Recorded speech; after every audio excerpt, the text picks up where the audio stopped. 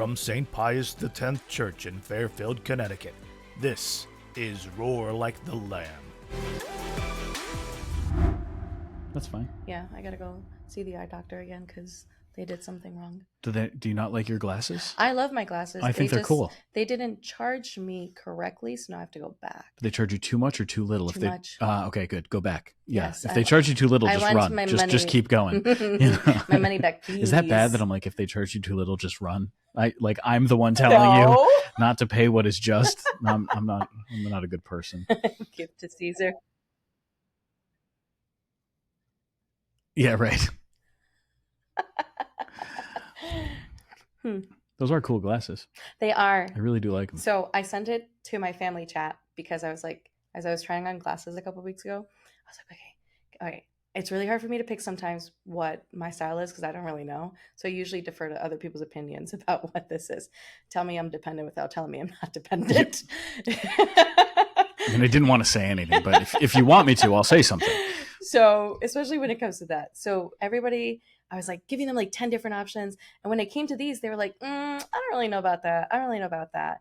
So now I picked them up and I've just kind of been walking around. People are just kind of staring at me. They're like, oh, those aren't as bad as we thought they were. Yeah, it's kind of cool. Yeah, they're cool. It's a hexagon. Yeah. And so the lady like picks it up and she goes, why don't you try these? These are trending. And so I was like, okay, sure. And then I was like, I really like them. It's like quirky and I'm kind of weird and quirky. So it kind of works. And then when my cousin was saying like, yeah, I like them on you. I looked at her and I was like, yeah, I'm trending. And she goes, stop. You just destroyed it. Don't ever now tell. It's not cool. Literally, now it's not cool.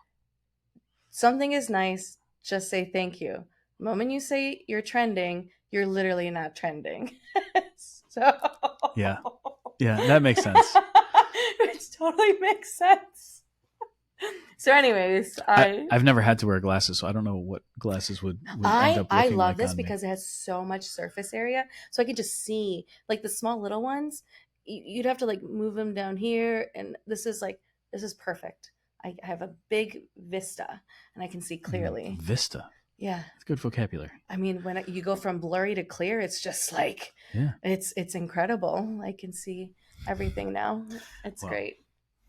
I think the song goes, I can see clearly now the rain has gone, you know? Mm-hmm. Yeah. I can see all the obstacles in my way. All the obstacles in my way. I don't think that's the line. Oh no, I made that up. Okay. I don't think the song is I can see all the obstacles in my way. I can see how terrible things are all around me. I mean, that way you can avert the obstacles. I can see clearly now the rain has gone. Is it obstacles? I think I'm right, yeah. I can see all the obstacles. No, I think, because if the rain has gone, I can see clearly. I don't know. I can see clearly now. Oh, you can't sing it because we don't know the rights. I also don't have a good voice. I didn't want to say that. That's fine. Those weren't my words. Those are your words. Those are your words. I was singing, and actually these were Tony's words. He goes, when you sing as if you're talking, it sounds better.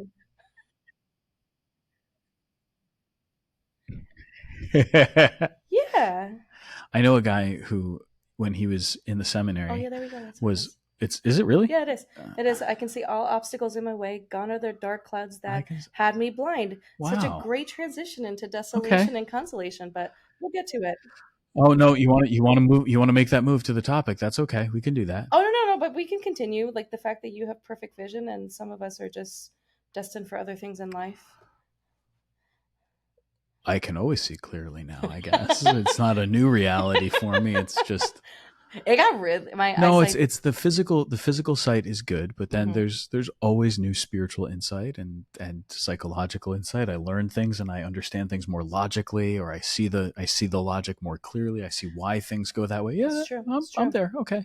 My cornea is also football shaped, so I have astigmatism. What shape is the cornea supposed to be? This is I don't actually know that. Not football shaped. Okay.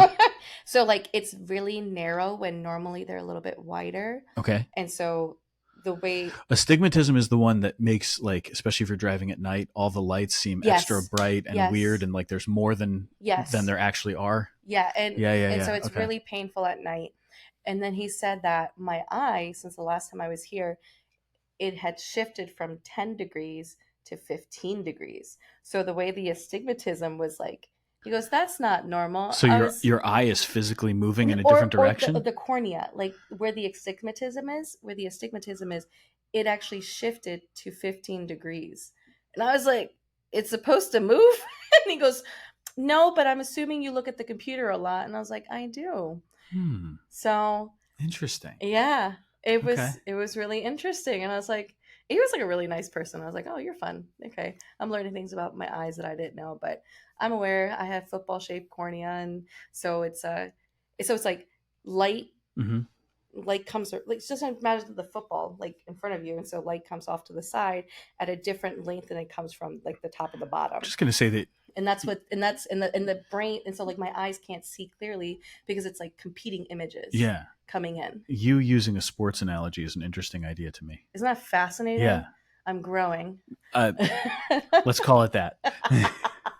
Tell me what you're thinking about with this desolation and consolation thing, because you're making a connection with your eyes and being able to see clearly. The rain has gone. You can see all the obstacles in your way. So tell me about how you see that as a good transition to spiritual consolation and desolation.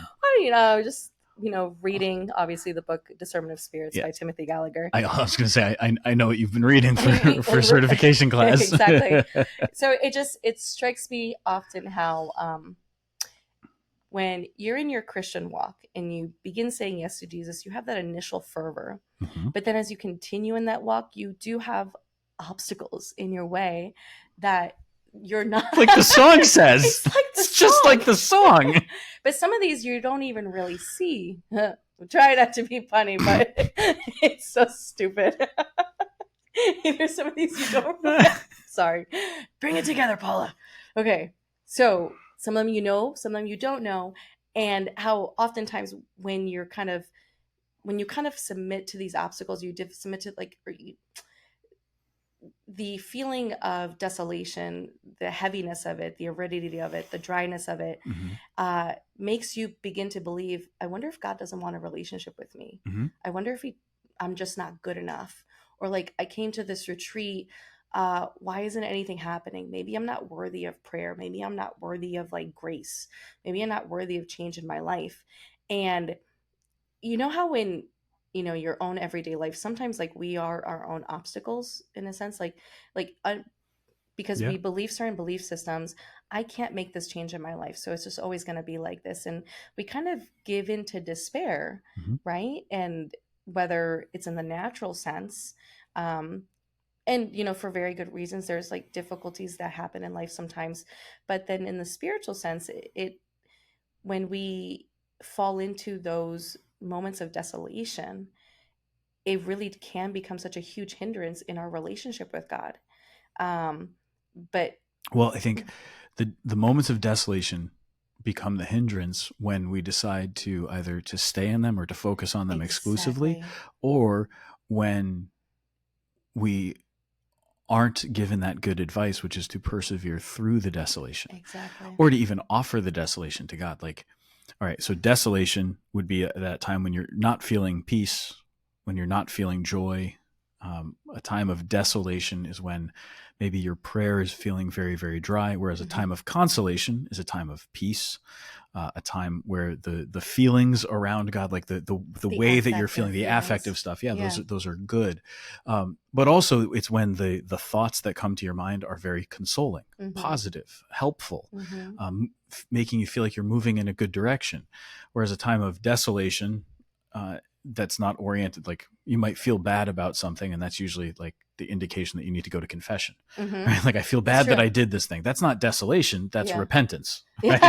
And that's a good thing, right? Quote. Like, if I feel just because I feel guilty about something, if I've actually done the thing that I feel guilty about, then I'm not really in a state of desolation. Right. I'm feeling guilty, which is moving me towards reconciliation with God, which is moving me to repentance from my sin.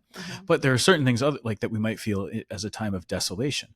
And that could come from a spiritual level. So there's the difference between a spiritual desolation and a non-spiritual desolation. Which is so important for people to know. This is why I want to talk about it today. Yeah. Because like your spiritual desolation, that's when it's in prayer. Nothing's happening. Yeah. I'm feeling empty when I go to pray. When I go to mass, I'm not getting anything. I'm struggling in my faith. I'm having a hard, whatever it might be. Right. Whereas a non-spiritual desolation just like a non-spiritual consolation Mhm. is something that doesn't necessarily have anything to do with the spiritual life. Right. People will sometimes talk about eating a good meal, and they'll talk about it like it was a religious experience. Oh yes, we've heard that many times. Right? Yeah, I found God Yeah, in the meatloaf. but in fact, that meatloaf is not heavenly. It is not actually divine, and God did not speak to you in the meatloaf. Yeah. Right? Like a good meal is a non-spiritual consolation. Mm-hmm. I feel good. I ate this good food. I'm happy that I ate it. I was with nice people. We had a good conversation while we ate the meal. Mm-hmm. That's not necessarily a spiritual consolation, but I do feel really good. I'm feeling really positive. You could also have a non-spiritual desolation or a spiritual desolation. So like the non-spiritual, we talked about the spiritual desolation rather. The non-spiritual desolation would be something like, I got cut off while I was driving today, and the guy flipped me off as though it was my fault, and I feel bad now all day. Or I had a disagreement with a coworker. Yeah. It's not. Yeah. It's got nothing to do with God, like in the immediate sense. In the immediate sense, yeah. It could be something more serious than that, right? Like losing a loved one, or just hearing Sure. like terrible news.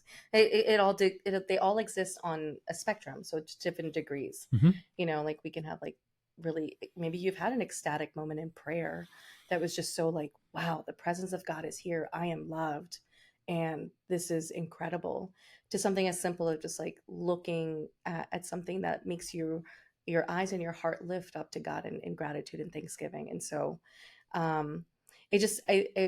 what I find really interesting is there's so much here that can be so applied to our daily life, and the call of a Christian to be a discerning person versus I'm going to discern this is the only time I discern. Like, so I think sometimes we use language of discernment in terms of, which is true, making a decision to move, finding a job, spouse, vocation, all these things.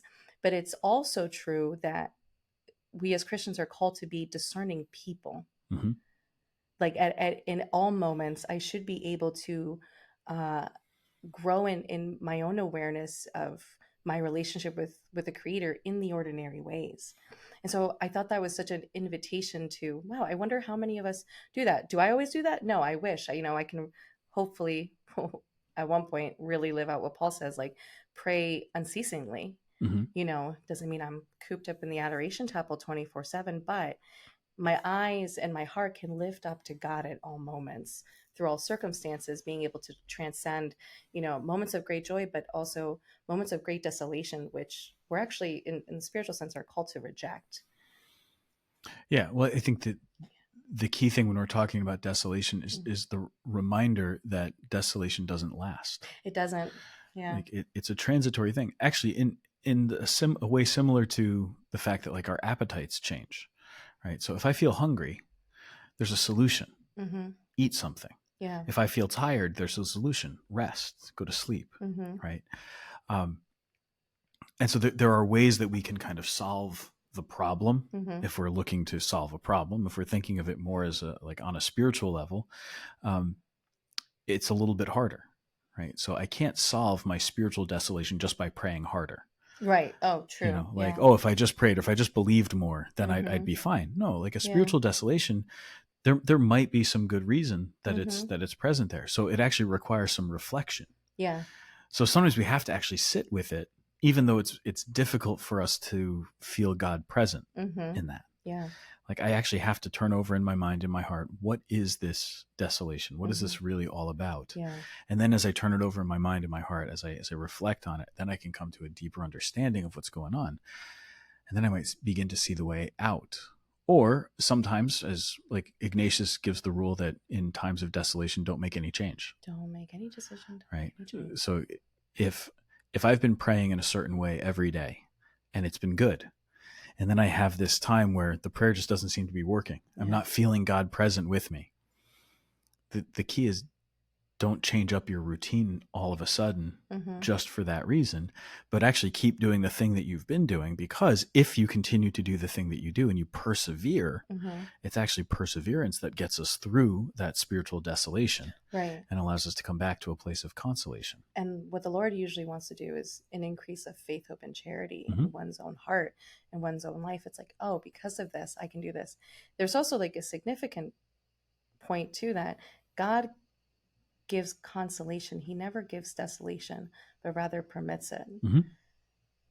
And how many, and like we've talked to many people over years of ministry, but it's always, it turns into like a moralistic view of self. Like, I'm going to moralize, like, oh, this is happening to me because I'm bad, because I'm not good Right. enough. Like, Yeah. I'm not worthy, and this is why bad things keep happening. You see how easy it is to do that too? It's so easy to do Yeah. that.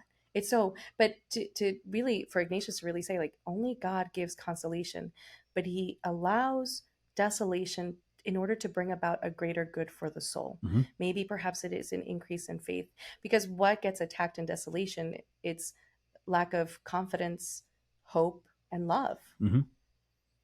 That those things end up happening. And so if you can persevere in those spaces, rejecting the lie that it's sending over to you, and you're kind of continuing in those ruminations of it, but how much more stronger you come out on the other end. What's interesting is sometimes it's not even having a plan going in. Like, what do I do in a time of desolation? Yeah. Sometimes that's not even what you need. Sometimes you can't even think of a plan because you're so like... Right. What you need is actually the ability to recognize, I'm feeling consoled by God right now. Yeah. I'm feeling God's presence right now. Right. Versus I'm not feeling God's presence right now. Right. And well, the only way you know that is because you've had the experience of God in prayer. Mm-hmm. You've had the experience of God at Mass, through the sacraments, through the sacramental life. You've come to experience and understand God's care and love for you.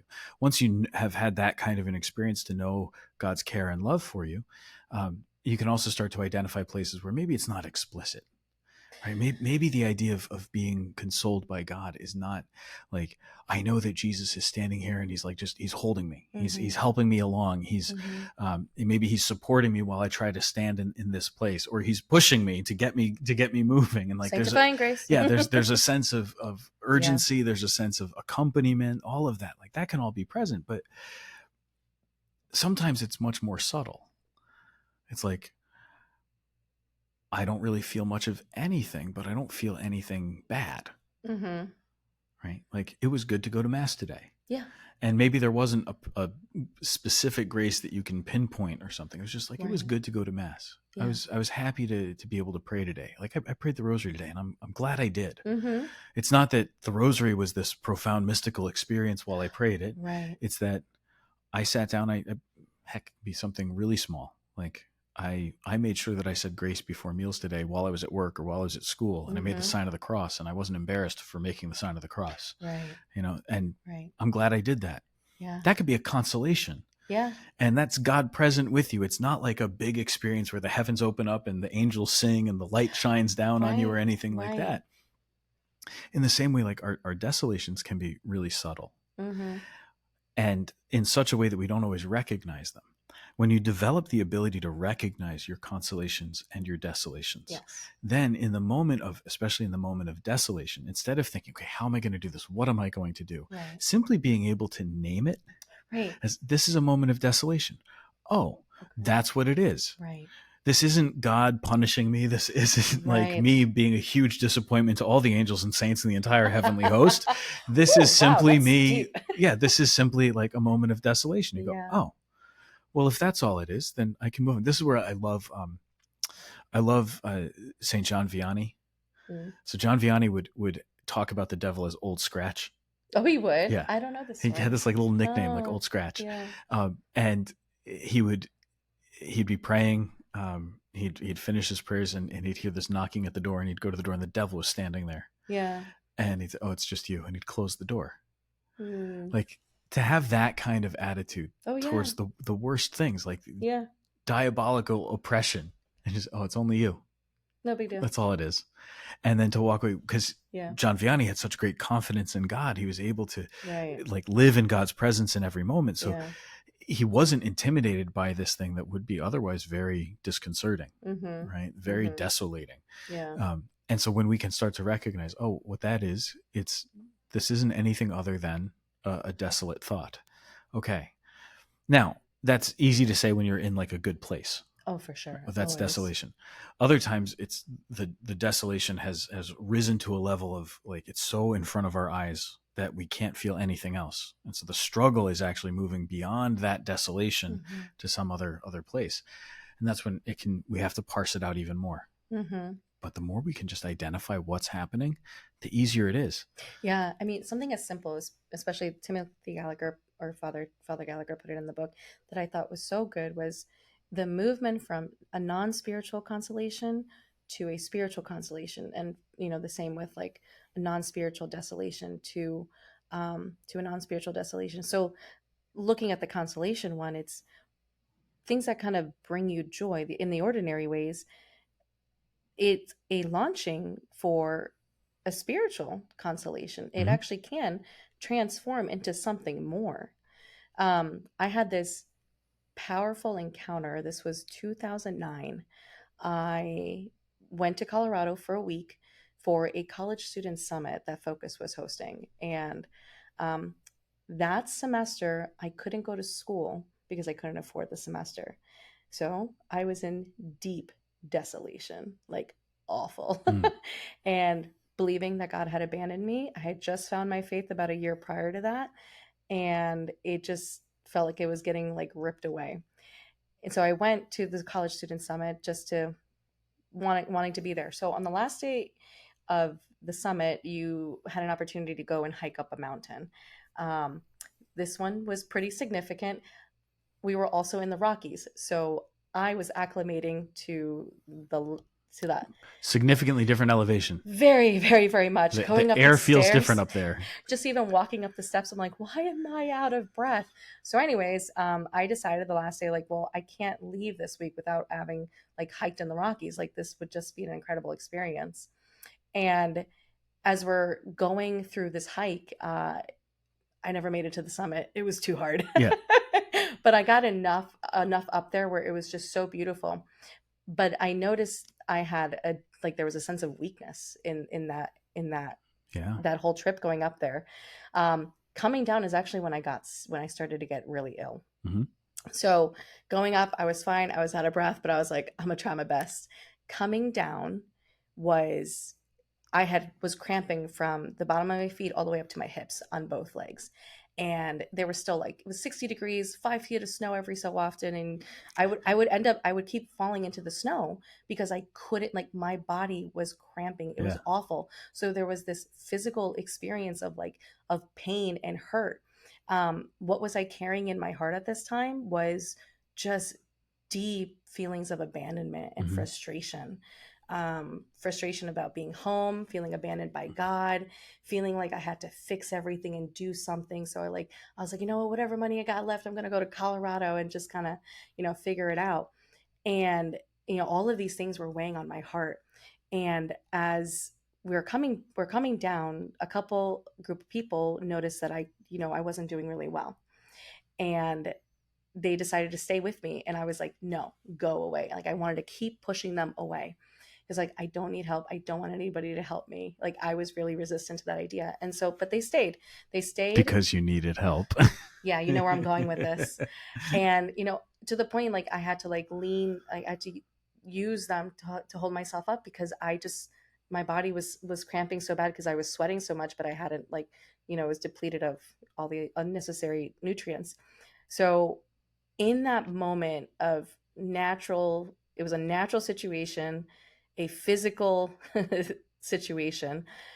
And these people were helping me to stay up, to help me walk me down the mountain. We had like 3 miles left. And in that moment, a grace was given to me to understand, oh my goodness, I've been trying to do this without you, God, and you want to help me in my desolation, but I've been rejecting you. I've been pushing you away because I had my own issues with abandonment. And God was literally physically trying to show me, I'm here to take care of you. So then I just started crying on the trail, like losing it, because it was such an encounter of God's fatherhood in my life and how he wanted to walk with me, but he was there to carry me. Mm. That I'm not here to carry these burdens that I had, these wounds that I have on my own, which I was so used to just like, it's mine. No one touch it. Don't go near it. I don't need to burden you with my stuff. Like that was me at this time. And forgot to just interject himself through these other people. But again, it moved from something, it was a natural thing that was happening, But in a moment of grace, it turned into a spiritual consolation. Yeah. It actually brought a spiritual reality by which to understand this moment. I think the other thing too, and it's not lost on me, but you know, coming down the mountain, I was like, oh, you're asking me to grow in humility. Mm. Like I have to come down from this mountain that I've like set up for myself. And even as someone who suffers, like you still have pride over your suffering. You're like, well, I can handle a lot. Yeah, exactly. Like Yeah, right. so there was that was happening at the same Yeah. time. It's like, oh, don't give me more. Don't worry. Let me show you what I can do. Right? I can show you all the things that I'm able to handle, and I'm strong and I'm good at this stuff. But coming down, I was weak. Yeah. I actually couldn't handle the weight of what I was carrying. I couldn't handle the situations, but I was unwilling to let it go. Mm. And God had this moment. And here's this another beautiful part to this. And it's only because I remember this from like AP Bio about how you need salt and potassium for your muscles to work. Mm-hmm. So we were all given a bag lunch to go up the mountain with. And I don't really like potato chips. It's not like my thing. I prefer Doritos over regular like potato chips. So one of the girls in the group who was helping me, she was I think she was a physical therapy major or something like that. And I had mentioned, he was like, you know what? I have potato chips in my bag.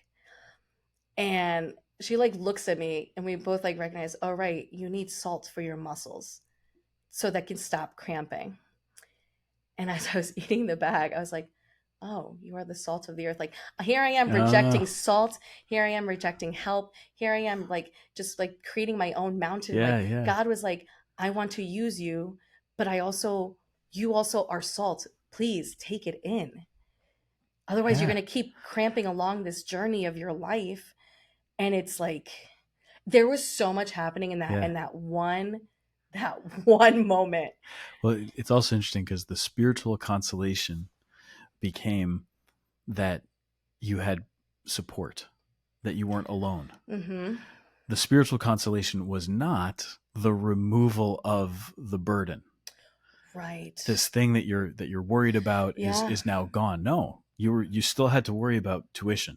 Yeah. That was still there. Still to worry about family. Even the feeling of abandonment, right, Mm-hmm. could still have been there. Mm-hmm. But it was now the spiritual consolation of realizing you're not alone. You've got people to support you.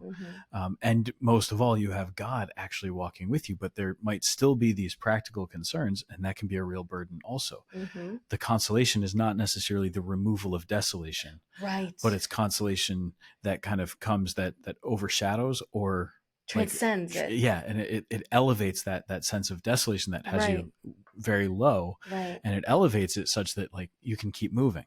We still have to work on that desolation, but now here's this consolation to kind of counterbalance and counteract it. Yeah. Mm-hmm.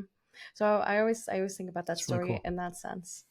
It's powerful. So the question then would be like, how can these non-spiritual consolations of your life actually lead to spiritual consolations, a conversation with God? Like maybe you love walking in nature, and maybe it's including more silence in that walk, so you actually have a conversation with the Lord, or doing a rosary walk. There's so many different ways to the non-spiritual consolations also recognizing why is it that they're consoling. Mm-hmm. It's because they're good in themselves, or they're good on a natural level. And so the good on a natural level, or something that is good in itself, where does that goodness come from? That goodness in itself, or that goodness on a natural level, comes from the Lord of nature, the God who made all of nature and all that is, right? Who makes things in and of themselves good. Yeah. So when we can recognize that, then we can also recognize that there's this, like, it's a reflection. So the good thing that I'm experiencing, or the consoling thing that I'm experiencing, the comfort that I'm experiencing, like the non-spiritual consolation can be a good chair. Yes. Yeah, I got to sit in a really comfortable chair. Heck yeah, with a good lumbar position. Yeah, exactly. Those are good. Yeah, they're great. It's like getting the right kind of chair, like, a hammock that you don't fall out of, right? Like these are nice things, good things. So like it's a good. but it points you to a higher good. And if we cultivate the attitude of looking for the highest good, Yes. not only just like this thing that makes me comfortable, that makes me feel my appetite is sated, Right. but to like look for that higher good, some really interesting things can happen, because then we start to see that the non-spiritual consolation does not have to interfere with our spiritual life. Right. And in fact, that non-spiritual consolation can actually point the way towards the really good thing. Right. Yeah. Exactly. Do you have any experiences of a non-spiritual leading to a spiritual consolation? It's like a fun question to ask. It is. I wasn't thinking about any in my own life. I mean, the answer is yes. Mm-hmm. I've definitely had non-spiritual consolations, like good things that aren't strictly speaking like God speaking to me in prayer or anything like that, that Right. lead to a deeper reflection on God's goodness and like the blessings that I've received. Yeah, I'd have to think about a good example of one. Yeah, it's cool to think about. it is. I like It's a good point of reflection. Yeah. Or like Saint Teresa's example, that so she was out in the garden with her sister and she saw the hen, and the hen had taken her wing and was covering and protecting her chicks. Mhm. And immediately like Therese just like breaks down and starts crying. And She did that a lot. She did that because she was emotional. She was an emotional person, but runs into her room and then tells her sister later, actually, in that moment, I was so overwhelmed by how like the Lord loves me and like has his wing over my life and over me.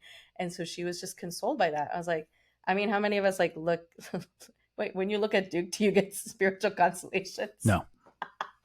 I just wanted to check. I was curious. No, there's not much in the way of spiritual consolation. I mean, every once in a while, like Duke comes over and like I'm sitting in a chair and he comes over and he just rests his chin like right on my leg and just looks at me. I'm like, okay, that's pretty cool. He's cute. But dogs, I think, just kind of represent the abandonment, like abandonment to God and trust. Yeah. Right. They're good that way. Anyway, so here's a thought. This is off topic. Okay. Are you? I'm done. You okay to shift to something else? Yeah, let's do it. Okay. Last week I told the parish that I'm taking a sabbatical for the summer. Yeah, I know, gasp, exactly. It's a scheduled sabbatical. It's like I want to make sure that I explained it to people. Like, no, like we are priests are given the opportunity to take a sabbatical when they've been ordained for 15 years. Yes. Like this is something that is envisioned. This is planned. Father Sam needs a break. It isn't, well, it's intended to give us a break, but it's also intended to help us to like be formed and to be refreshed and everything like that. And it's built in. This isn't like oh no, I need to get away from everything and I'm in crisis, so I need to take a sabbatical. Right. Like, no, I'm good. Right. I'm good. I'm in a good place. Like the sabbatical is like, it's part of the plan. And I'm grateful that I get this opportunity. So this guy said, "You look different." I said, "What do you mean?" He goes, "Well, now you got this sabbatical coming. You look really relaxed." And I said, "Interesting, because I've announced it. I know that I have it, but now I'm not counting days like, oh, I just got to get there. I just got to get to June 1st. No, what I'm actually thinking is how much I have to get done between now and June 1st, so that things are prepared. We need you for a lot of things. Yeah." And like that's nice. It's helpful to know that, and at the same time, it's like, yep, there's a lot of stuff that I gotta plan. There's a lot of things that I've got to take care of, and it's actually also really nice because I think so often, what are we doing? Like parish ministry, just life in general in a parish. What is it? It's reactive. Always. I'm responding, or maybe not even like responding suggests that there's a deeper sense of intellectual engagement and emotional engagement. So like I'm responding to a situation as opposed to I'm reacting to a situation, which is like, all right, the phone rings and you immediately answer it. Right. And so it's like run to take care of this thing, put out this fire, put out that fire, right? Well, it's kind of nice to actually look at the calendar and say, these are the things that we need to get done. This is the time in which I can do it. These are the things that I'm going to have to accomplish in order for this to happen. Okay. There's some big challenges in there. There's some big projects, like some big things coming up. Yeah. And it's exciting. It's really good. It's great for the parish. It's beautiful to see.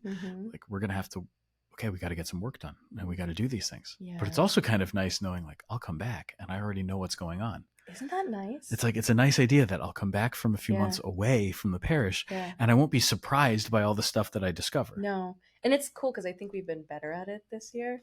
Like the last couple of years, we were better at like planning ahead. Yeah. So everything feels like less daunting. Mm-hmm.